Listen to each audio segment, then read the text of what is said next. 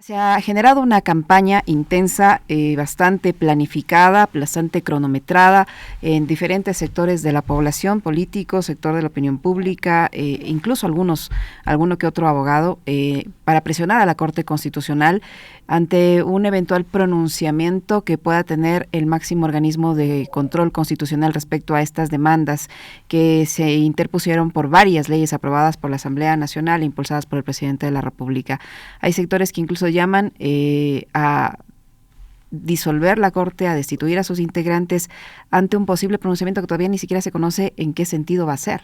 ¿En qué medida esta presión mediática, esta presión política va a poder tergiversar o distraer el pronunciamiento que deban tomar los jueces de la Corte Constitucional con esta serie de presiones? ¿Qué cree usted que va a ocurrir? ¿Cuál es su evaluación al respecto? Buenos días, doctor, bienvenido. Buenos días, estimada Liceni, un cordial saludo para usted, para Orlando y por supuesto para toda la audiencia de Radio Pichincha. El cuestionamiento hacia las Cortes Constitucionales no es nuevo y no solo es que pasa en nuestro país.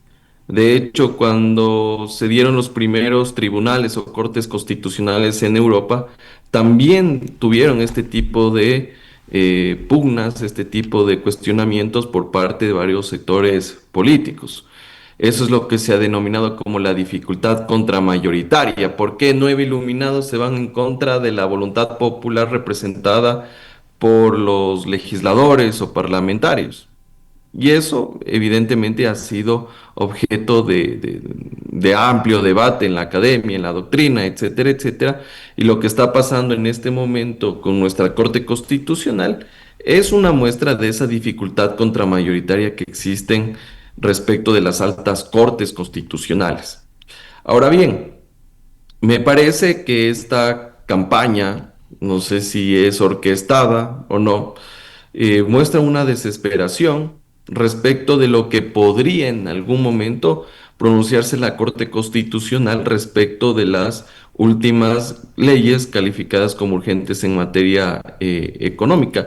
Leyes que en efecto tienen varios problemas de inconstitucionalidad, tanto por la forma como por el fondo, y más bien este tipo de mensajes que se dan en este momento, lo que promueven o lo que pretenden allanar es que la ciudadanía piense que la Corte Constitucional es pro delincuencial, pro GDO, que está en contra de los ciudadanos y con aquello decir que necesitamos de una reforma parcial a la Constitución para que la Corte no sea un órgano concentrado, un órgano independiente, que no tenga que ver con ninguna de las funciones del Estado, sino dirán que necesitamos que esté en una de las salas de la Corte Nacional de Justicia y con aquello cesar anticipadamente en funciones a los actuales jueces Ujú. y llamar a un concurso para poner a jueces que entendería que ahora sí van a alinearse a determinado proyecto político. Hola André, qué gusto saludarte a la distancia, ¿cómo estás? Yo tengo sobre esto dos dudas que son, digamos, obvias, quizás de sentido común y van por el camino de entender hasta dónde lo que ha hecho hasta ahora la Corte Constitucional ya da para pensar o para imaginar que se va a pronunciar de una manera o de la otra. Por sus resultados los conoceréis, dice un adagio. Y la otra tiene que ver que si efectivamente se pliegan a esta presión mediática, ¿de qué manera la Corte Constitucional va a ser tachada como la peor de la historia, considerando que, por ejemplo, lo que mencionaba yo en el comentario tiene que ver con que no habló nada de la licencia como para el presidente y también permitió que se designe a una vicepresidenta a dedo? Mira, la Corte Constitucional podemos tener varias de sus fallos, cuestionamientos de sus sentencias y dictámenes. Yo no estoy de acuerdo con muchas de las decisiones que ha adoptado la Corte Constitucional, pero no por eso le vamos a decir que la Corte Constitucional es correísta o es novoísta. Vamos con dos ejemplos claros, que yo al menos pienso que la Corte Constitucional es neutra. La ley antipillos, la metieron por la ventana, saltándose todo el procedimiento legislativo y la Corte Constitucional declaró su inconstitucionalidad. Ahí algunos ya dirían, no, pues la Corte es correísta, ¿ya? O es Corte pro pillos. Y por otro lado, usted tiene las sentencias que dio la Corte Constitucional con lo que tú mencionas, como por ejemplo la licencia para hacer campaña electoral. Ahí la Corte Constitucional, en cambio, fue tibia. También con lo que no declaró la inconstitucionalidad de la resolución del CNE que sancionaba a quienes tomen fotos en el biombo mientras ejercen su derecho al voto. En cambio, ahí podrían decir, no, la Corte ya se alineó al gobierno. Entonces, ponerle una bandera política a la Corte Constitucional me parece que es un despropósito, pero siempre en función del resultado se le va a tachar o se le va a poner en diferente andarivel. En ese orden de cosas, yo creo que la Corte Constitucional está en este momento en un escenario bastante complicado, Ujú. porque por un lado tiene ciertos generadores de opinión pública que ya están diciendo que la Corte Constitucional iría en contra de algunos intereses que tiene el Estado y los ciudadanos, principalmente lo que tiene que ver con la lucha en este conflicto armado interno, pero la Corte Constitucional también va a tener que ver la otra cara de la medalla. En el momento que la Corte, supongamos, dejara dormir el sueño de los justos estas demandas, no las priorizara, no dictara la medida cautelar, bueno, a la vuelta de la esquina también tiene los servidores públicos que ya van presentando las demandas. Entonces, el escenario, el contexto que en este momento que tiene la Corte Constitucional no es nada sencillo.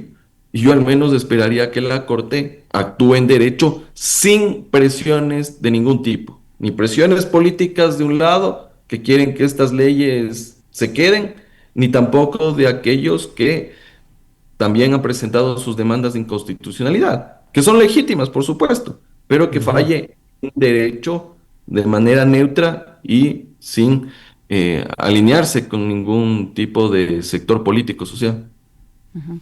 Ahora, doctor, da la impresión, y así lo hacen o lo han hecho notar algunos sectores, en el sentido de que la Corte Constitucional ahora se ha convertido prácticamente en una piedra en el zapato del gobierno, porque están arreglando prácticamente todo, y eso es lo que dicen algunos abogados incluso, para hacerse con el Consejo de la Judicatura, por ejemplo. Para hacerse de la mayoría en el Consejo de la Judicatura, para poner a alguien en la Fiscalía, tienen controlado el Consejo de Participación Ciudadana, y lo único que le faltaría, y a través del Consejo de la Judicatura de la Corte Nacional de Justicia también, lo único que le faltaría es la Corte Constitucional. Y el camino para presionar o para captar también la Corte Constitucional sería el desprestigio de esa institución.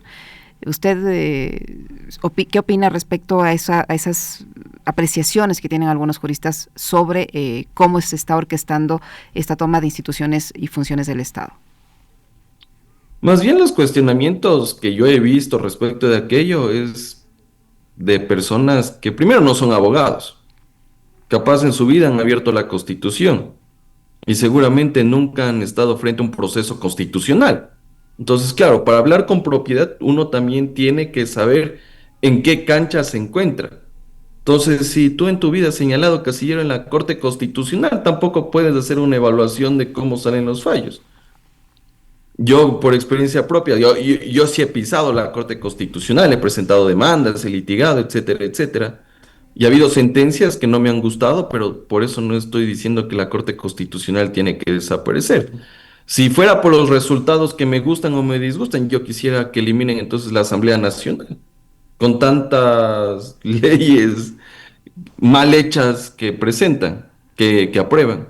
Entonces, por ahí no va el camino, pero eh, en cambio existe un sector, yo principalmente del sector jurídico, del foro jurídico, de abogados, de académicos, que en cambio estamos al menos defendiendo la institucionalidad, independientemente de las sentencias de la Corte Constitucional, independientemente de las sentencias porque es el último bastión de lo que queda de institucionalidad en el país. Sin la Corte Constitucional, todo lo demás es potrero, ¿ya? Entonces, yo creo que ese incluso debe ser también un sentir de la ciudadanía, porque necesitamos en el país que exista un contrapeso jurídico. Porque el momento que usted aprueba leyes que son inconstitucionales, que formula política pública que violenta derechos, y usted tiene una Asamblea Nacional que es mayoría, que no es contrapeso, ¿Quién más puede hacer un contrapeso técnico a decisiones que pueden ser arbitrarias? Entonces, necesitamos de una Corte Constitucional al menos que garantice los derechos de los ciudadanos. Ya el tema político, eso ya queda en un segundo plano, Ujú, porque a la final las decisiones políticas van y vienen, ¿de Mm. acuerdo? Pero cuando se trata de derechos, ahí yo pienso que ya no hay punto de negociación y la ujú, Corte Constitucional es la encargada de garantizar aquello. Ujú. André, una de las cosas que me llama a mí la atención en estos días al leer los argumentos de aquellas organizaciones y aquellas personas que están demandando a la Corte Constitucional la revisión y la declaración de inconstitucionalidad de las leyes aprobadas, las tres fundamentalmente que se ponen en el debate, tienen que ver con el rol que ha jugado la Asamblea, porque de no haberlo hecho la Asamblea adecuadamente, la Corte Constitucional no tendría por qué estar afrontando esta situación. ¿Hasta dónde, desde tu mirada jurídica, constitucional, la Asamblea es también responsable de que estemos hablando de estas cosas cuando no hace bien su trabajo? Y tú mencionabas que efectivamente, si podría ser, si deberíamos pensar en la desaparición de instituciones, debería salir la Asamblea. Pero desde el punto de vista jurídico, ¿qué implicaciones tendría que la Corte Constitucional le diga no hicieron bien su trabajo? Mira, cuando se presentaron estos proyectos de ley por parte del Ejecutivo, algunos conceptualmente eran interesantes. Conceptualmente, capaz en el fondo habría que corregir algunas cuestiones técnicas. Y me voy a referir solo a una ley como muestra de aquello, la Ley de Integridad Pública. ujú, Cuando presente el presidente de la República este proyecto de ley, a mí me parece que era el mejor proyecto de ley que había enviado el presidente de la República.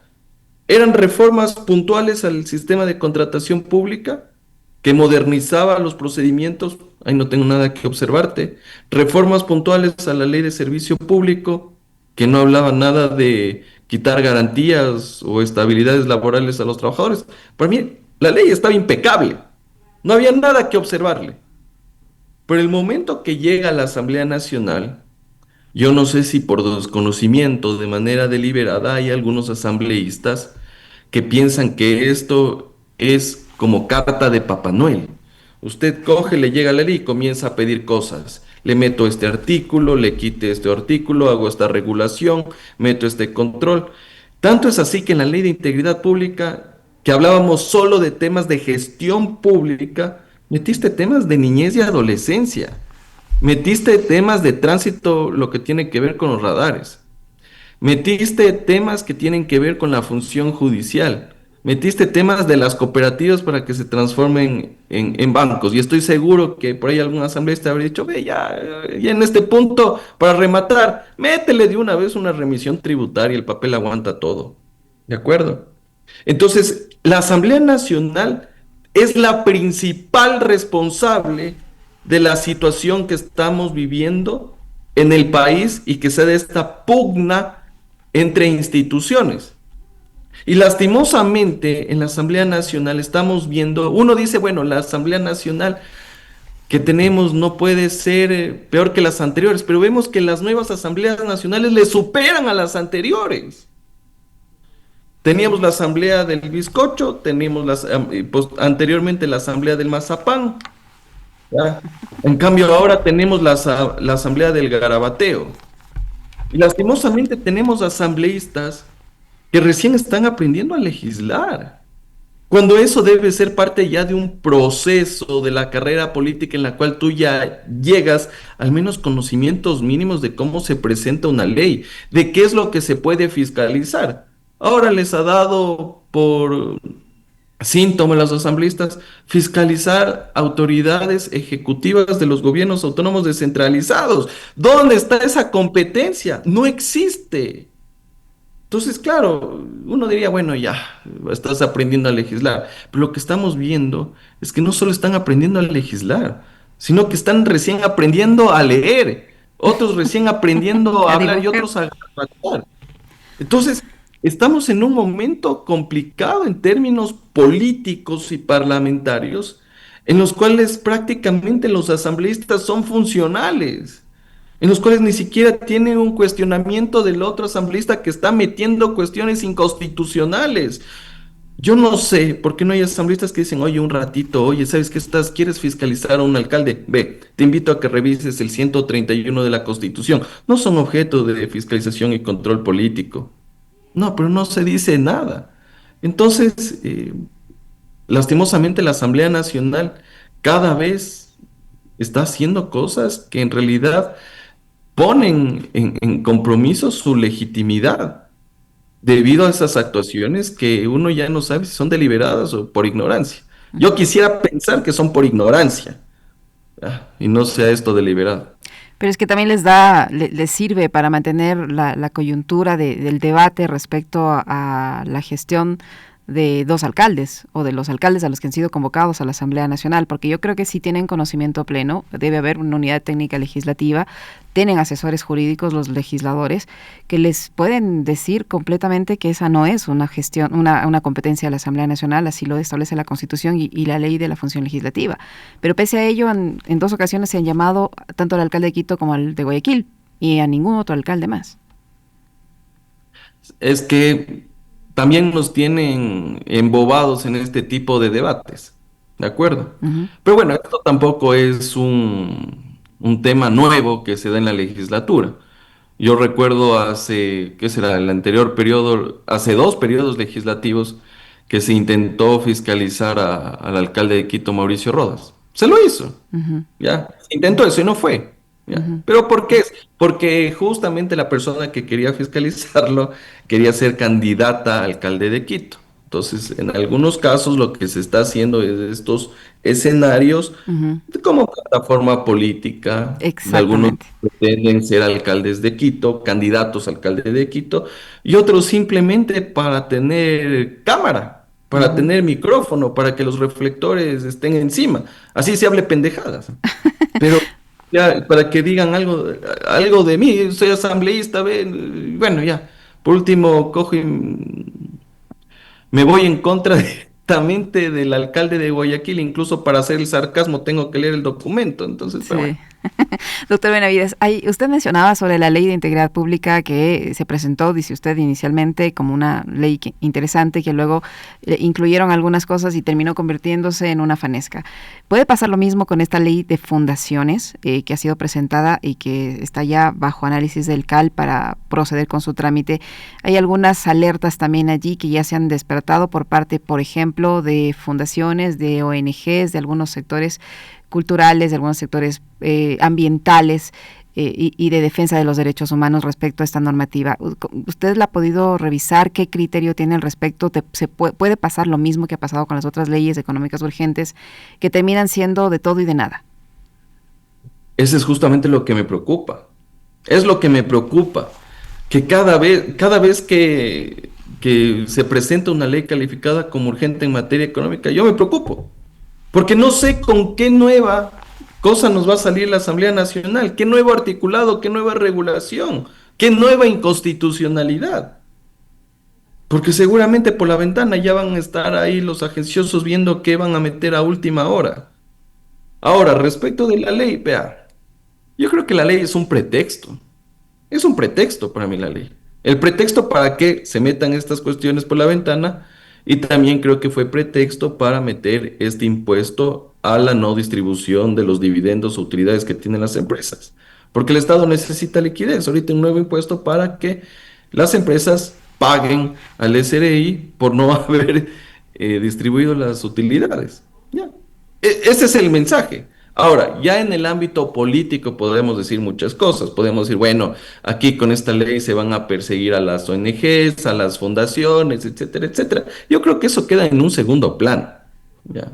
Algunos más bien lo han llevado al primero, de que dicen, no, la ley va a perseguir a la... No, no, la ley tiene otros propósitos. La ley solo es el medio, el medio. De ahí el objetivo es lo que vayan a incluir en la Asamblea Nacional a última hora y el tema recaudatorio. Ya en esencia misma, como la ley, yo creo que es una ley innecesaria.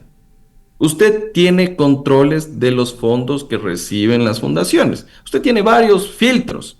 A ver, si es que hay una actuación irregular de una fundación que está lavando plata, ya, porque es una fundación para cuidar perritos, pero en realidad es lavandería de narcotraficante, usted tiene Por ejemplo, la UAFE. La UAFE tranquilamente puede hacer investigaciones respecto de la Ujú. ruta del dinero y para qué se está utilizando. Usted tiene la Fiscalía General del Estado. Si ve que alguien está lavando activos o hay un enriquecimiento ilícito, un enriquecimiento privado no justificado, también puede activar investigaciones previas. Tiene el SRI para ver el tema recaudatorio. E inclusive en los propios bancos existen procesos de control. Ahí los ciudadanos no van a dejar mentir. Cuando usted va al banco y deposita más de $5,000, le hacen llenar un formulario. Si usted va con billetes de 100, le hacen llenar el origen de dónde provienen esos billetes de $100. Entonces, controles existen, ¿de Ujú, acuerdo? ujú. Claro. Entonces, aquí me parece que esto solo es un pretexto para otro tipo de cosas. André, de todas maneras, cuando uno habla de asamblea, obviamente está hablando en general. Lo que pasa es que hay una mayoría que está votando y que está justificando todo esto. Entonces sí me parece que hay que hacer el discernimiento entre quienes votan a favor de esta vaina, que ya tiene, por supuesto, tintes de inconstitucionalidad, y quienes votan en contra. Pero de todas maneras, a donde quiero llegar es lo siguiente. ¿Qué pasaría si la Corte Constitucional dice que son ilegales, son inconstitucionales las leyes aprobadas, estas tres últimas, con las consecuencias que esto trae? Porque estas leyes ya han dado paso a varias acciones, como por ejemplo el despido de 5.000 funcionarios públicos, por mencionar solamente un hecho, que no es el único, por supuesto. ¿Qué implicaría esto? ¿Todo vuelve a cero? ¿Qué implica, por ejemplo, para trabajadores que fueron votados con esta ley, lo regresan para que nuestra audiencia se empape un poco más del tema? Bueno, si es que se declarara la inconstitucionalidad comienza a regir para futuro, salvo que la Corte Constitucional module los efectos de esa sentencia y diga que tiene efecto retroactivo. Ahora, tampoco podemos decir que como consecuencia de esta ley los 5,000 despidos se dieron en función de su aplicación. Porque no sabemos a ciencia cierta quiénes son los 5,000 desvinculados. Si son contratos ocasionales, si son nombramientos provisionales, si son gente con nombramiento definitivo. Ahora, supongamos que se mandó a 4,000 personas que tienen nombramiento ocasional. Eso no es objeto de la ley. Porque actualmente la LOCEP no te garantiza estabilidad laboral si tienes un contrato ocasional. Otra cosa muy distinta es que si tuvieras nombramiento. Esa es una cuestión totalmente diferente. Pero si es que se declarara la inconstitucionalidad de esa ley, y ahí va la recomendación para la Corte, se deben modular los efectos y decir que es violatorio de derechos constitucionales para aquellos que tenían nombramiento definitivo. Porque tampoco aquí podemos abrir la ventana para que mañana se presenten acciones de protección, demandas de contenciosas administrativas, incluso para los que tenían un nombramiento, perdón, un contrato ocasional. Para ellos no aplicaría. Entonces la Corte tiene que dejar bastante claro eso, que debe garantizar la estabilidad laboral para quienes tenían nombramiento. Y yo estoy seguro que de esos 5,000 va a ser el menor porcentaje los que tenían nombramiento definitivo. Ahora, lo que estamos esperando es que la Corte Constitucional califique estas demandas, priorice el caso y dicte las medidas cautelares, porque a la par se van a dar cierto tipo de actuaciones. Por ejemplo, ya mismo tienen que identificarse las cooperativas que tienen que transformarse en bancos. Ujú, Va en camino. ujú. La Corte Constitucional podía interrumpir eso porque después cuando ya se transformen va a ser más complicado retrotraer ese momento. Ya liquidaste, ya te transformaste en banco y ya volver a lo anterior no vas a poder. Lo que tiene que ver con la declaratoria de emergencia en la función judicial. Entonces, la Corte podría interrumpir, suspender eso hasta que exista una sentencia de fondo que diga, bueno, en efecto, el tema de la declaratoria de emergencia es constitucional. Bueno, ya nos dirá la Corte por qué o por qué es inconstitucional. Pero hay que suspender los efectos para evitar los daños que se puedan dar y violaciones a derechos a partir ya de la aplicación como tal de la ley. Y ese pronunciamiento, doctor Benavides, ¿cómo debería ser en el sentido de que son varias las demandas de inconstitucionalidad, sobre todo sobre la Ley de Integridad Pública? Y se han presentado en diferentes fechas y por diferentes puntos de la normativa. Uno de ellos, como usted dice, el tema de las cooperativas. Pero son varias las demandas que tiene esta normativa. Allí, la Corte, ¿cuál va a priorizar o cuál debería priorizar? o todas las pueden tratar paralelamente o va a ser un pronunciamiento conjunto sobre todos los aspectos que han sido impugnados. ¿Cómo se entiende eso? Mire, así funciona esto. Se han presentado varias, me parece al menos de la integridad pública, más de 10 o 12 demandas de inconstitucionalidad. Cuando usted ingresa la demanda, se sortea un juez. Entonces, ahorita esas demandas tienen varios jueces, ¿de acuerdo? ¿Qué es Ujú, lo que debe ocurrir? Que el juez ponente debe calificar la demanda, resolver en lo que tiene que ver con la medida cautelar y recomendar o no la priorización del caso.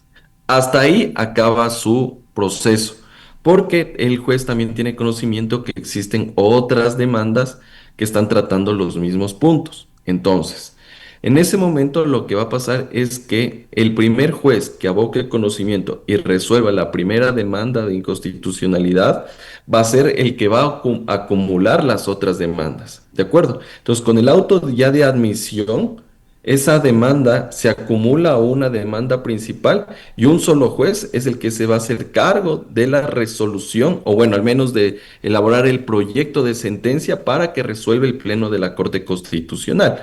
Entonces, el trámite sería más o menos así y yo pensaría que la Corte Constitucional va a calificar las demandas en un solo, llamémoslo así, en un solo toque, de un ya. plumazo, porque evidentemente no puede hacerlo de manera indistinta porque ahí los tiempos no le van a dar. Entonces Ujú, van a tener una Mm. sentencia respecto de las cooperativas, una sentencia respecto de los funcionarios, una sentencia respecto de la declaratoria de emergencia de la función judicial. Entonces lo recomendable sería que en un mismo momento se califique todo y se acumule en un solo proceso. Y las próximas demandas que se presenten, bueno, eso ya tendrán que aguantar la cola. Claro. ujú, Pero André, a mí me preocupa una cosa, digo, desde la ignorancia constitucional, jurídica, para decirlo de esta manera, porque no soy ni Carlos Vera ni Jimmy Generale para atender todo lo que ellos sí supone que saben mejor que cualquiera de los constitucionalistas de este país. En las leyes, por ejemplo, de integridad, como tú mencionabas, había algunos acápites que no tenían que ver con temas concretos dirigidos al tema fundamental de la ley. Si la Corte Constitucional asume esto, ¿podría ir por acápites señalando la inconstitucionalidad o la referencia que se está planteando ahí, o por el contrario, en un solo paquete se resuelve todo y de esa manera, por ejemplo, podría decir que como hubo un problema de forma, ya toda la ley no tiene sentido, ¿o no? Lo que debería hacer la Corte Constitucional es tratar punto por punto, porque, a ver, ¿cuál es el principal problema que tiene la Ley de Integridad Pública? Que es la unidad de materia. Entonces, la violación al procedimiento de formación de la ley no es de todo el articulado, sino de esos textos que se metieron a última hora por la ventana. ujú. Entonces, la Corte Constitucional lo que podría decir es sobre estos 10 artículos que fueron metidos por la ventana a última hora, existe un vicio de inconstitucionalidad por la forma y por lo tanto, al no haberse respetado el procedimiento, son inconstitucionales. Eso puede ser en un primer momento. ¿Cuáles son los artículos que incumplieron el procedimiento? Son estos 10 artículos. De ahí va punto por punto. ¿Qué pasa con estos artículos, en cambio, que tiene vicios de fondo? Entonces ahí va a decir, a ver, sobre el tema de emergencia en sector justicia es inconstitucional por este tema. Sobre este tema, reformas al sector público es inconstitucional por este tema. Entonces podría eh, declarar la inconstitucionalidad por partes, ya sea por la forma o por el fondo. Eso no necesariamente condiciona que sea declarada como inconstitucional toda la ley, porque eso tampoco puede hacerlo la Corte Constitucional debido a que está obligada a revisar artículo por artículo y eso no supone que artículos que son constitucionales, que sí se respeta el procedimiento, los declares inconstitucionales. Ujú. Y en el escenario, doctor Benavides, de que existe un pronunciamiento que no le gusta al Ejecutivo y decida no acatarlo, ¿ahí qué ocurre? Porque hay el antecedente de que hubo un pronunciamiento de la Corte Constitucional sobre el tema del conflicto armado interno, y no ha pasado nada. Otro pronunciamiento de la Corte Constitucional sobre el hecho de que se tengan que reunir y armar una comisión por el tema de la seguridad, y el gobierno decidió finalmente tampoco acatarlo. Entonces, ¿qué ocurriría si es que en este caso, si hay un pronunciamiento que no le guste sobre estas leyes aprobadas por las asambleas e impulsadas por el Ejecutivo, él decida no acatarlo? Es que es imposible no acatar. Es imposible. A Ujú, diferencia de los dictámenes, cuando usted ya declara la inconstitucionalidad de una ley, es una ley que ya perdió vigencia, ya no existe en el ordenamiento jurídico. Lo otro es que no me da la gana de ir a las mesas que me convoca la Corte Constitucional. A la final, veamos qué pasa. Pero si una ley ya no está en vigencia, ya no Ujú. forma parte del ordenamiento jurídico, no puedes decir voy a acatar una ley inconstitucional, una ley que no existe. Eso tranquilamente con una acción de protección te tumbas cualquier acto administrativo, te estás aplicando normas que no existen, no hay. Entonces, desacatar una declaratoria de inconstitucionalidad es bastante complicado, la Ujú. verdad. No podría hacerlo. El registro oficial tendría que eliminar esos artículos que eventualmente la Corte Constitucional los declare inconstitucionales. Bueno, el registro oficial no tiene que hacer nada, lo único que tiene que hacer es publicar la sentencia de la Corte y con eso publicitar, por así decirlo, que esos artículos ya no forman parte del ordenamiento jurídico. Ujú. Interesante. Doctor Benavides, hay ahora una especie de polémica por la posibilidad de que el exministro de Gobierno José de la Gasca participe en el concurso para la selección del nuevo fiscal general del Estado. Eso ha levantado algunos cuestionamientos, algunas reflexiones sobre cómo se va a llevar a cabo este proceso y el nivel de imparcialidad o de objetividad que podría tener esta institución del Estado, el Ministerio Público.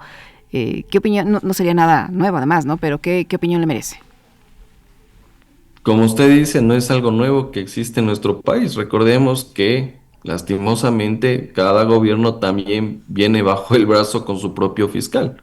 Por eso estaba el señor Galo Chiriboga, también estuvo Carlos Vacamancheno y ahora quieren poner al señor de la Gasca. Algunos dicen que ya sabemos quién es el fiscal, solo falta el proceso, ya solo falta el concurso. Mm.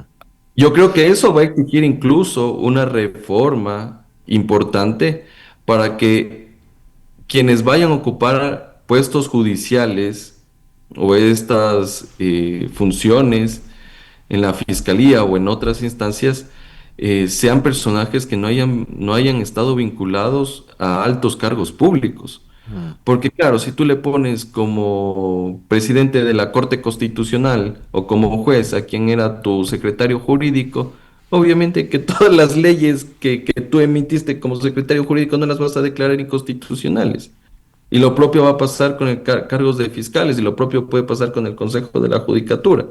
Entonces, aquí yo creo que hay que ver cómo lleva a cabo el proceso el Consejo de Participación Ciudadana y si es que en efecto va a garantizar la independencia e imparcialidad de este proceso.